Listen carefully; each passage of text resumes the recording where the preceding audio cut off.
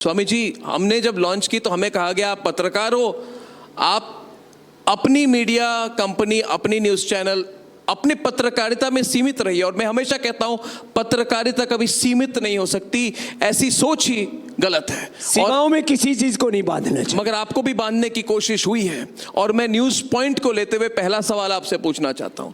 ये पिछले एक साल में हमने सबने देखा है, जितने लोग इधर हैं, हमारे बड़े बड़े कंपनीज के, हमारे नेशनल स्टॉक एक्सचेंज के मैनेजिंग डायरेक्टर हमारे साथ है, मोहनदास पाई जी हमारे साथ है, अजय बग्गा जी हमारे साथ हैं, बड़े बड़े कंपनीज के लोग इधर हमारे साथ हैं, निपॉन के एमडी हमारे साथ हैं। अरे सवाल ये बड़ा साम्राज्य है निपॉन का। मैं सवाल ये पूछ रहा हूं आपसे कि पिछले एक साल में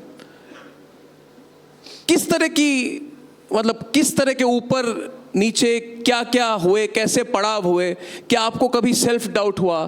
क्या आपको कभी लगा कि मेरे खिलाफ कौन है? क्योंकि कई लोग यही कहते थे कि सिर्फ पतंजलि के खिलाफ नहीं है, ये जो पतंजलि की सोच है कि फॉरेन एमएनसीज को टक्कर दे, और उसके साथ बड़ी सोच स्वामी जी कि आपने कहा कि स्केल बनाने की जरूरत है, मैक्सिमाइज योर स्केल, छोटा नहीं रहना है, बड़ा बनाना है। और बड़े बड़े एमएनसी, हिंदुस्तान लीवर, उनके साथ आप डायरेक्ट कंपटीशन में आए। आप पिछले एक साल को कैसे देखते हैं, इसके बारे में कुछ विस्तृत तौर से हमें बताएं। देखो, आपकी जो बिजनेस फिलॉसफी है, ये शब्द मेरे डिक्शनरी में नहीं है। और मैं तो कहता हूं किसी को भी आत्मग्लानि, आत्मकुंठा, आत्मविस्मृति में नहीं जीना चाहिए। मुझे ही क्यों, किसी को भी क्यों जीना चाहिए? हम भगवान के अंश हैं, ऋषि ऋषिकाओं के वंशधर हैं। मेरा भोर यहीं से शुरू होता है। मैं 3 बजे उठता हूँ, रात को 10 बजे तक ये मेरा अखंड प्रचंड पुरुषार्थ चलता है। मेरे जीवन के 2 ही शब्द हैं, विकल्प रहित संकल्प, अखंड प्रचंड पुरुषार्थ। फिर जो आएगा सो देखा जाएगा, क्या फर्क पड़ता है। जहां तक रही बात चुनौतियों की, चुनौतियां मेरे सामने क्या, चुनौतियां तो सभी के सामने रही है।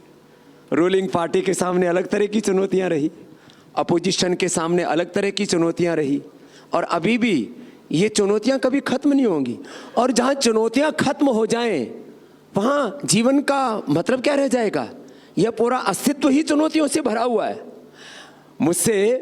मैंने सबसे ज्यादा एक बार जरूर पीड़ा का अनुभव किया, जब मैं आंदोलन के समय राष्ट्रीय मुद्दों के साथ लड़ रहा था, तब भी मुझे कोई पीड़ा का अनुभव नहीं हुआ। ठीक है, आप यदि संघर्ष करेंगे, सत्ता से टकराएंगे, तो आपके सामने भी प्रश्न तो आएंगे।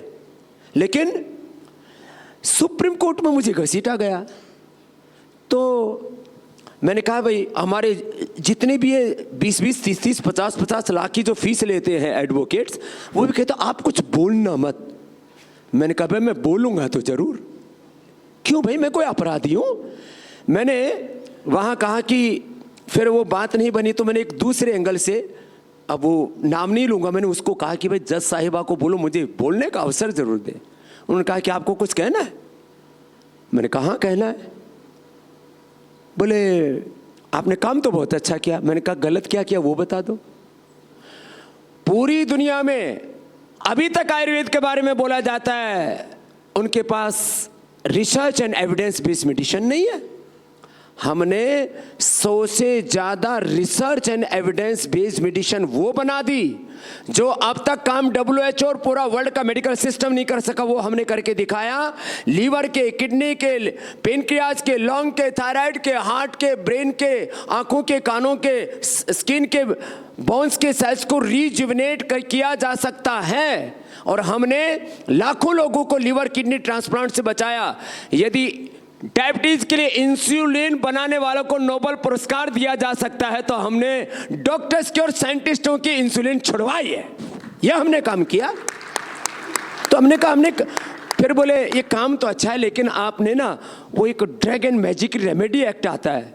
मैंने कहा कानून यदि गलत हो तो मैं अपराधी नहीं हो सकता, वो कानून को चेंज करना चाहिए। आप मुझे कोई ये कहे कि अपने आप को चेंज कर लो, अरे कानून तुम्हारा गलत है तो उसको चेंज करेंगे ना, उसको चैलेंज करेंगे।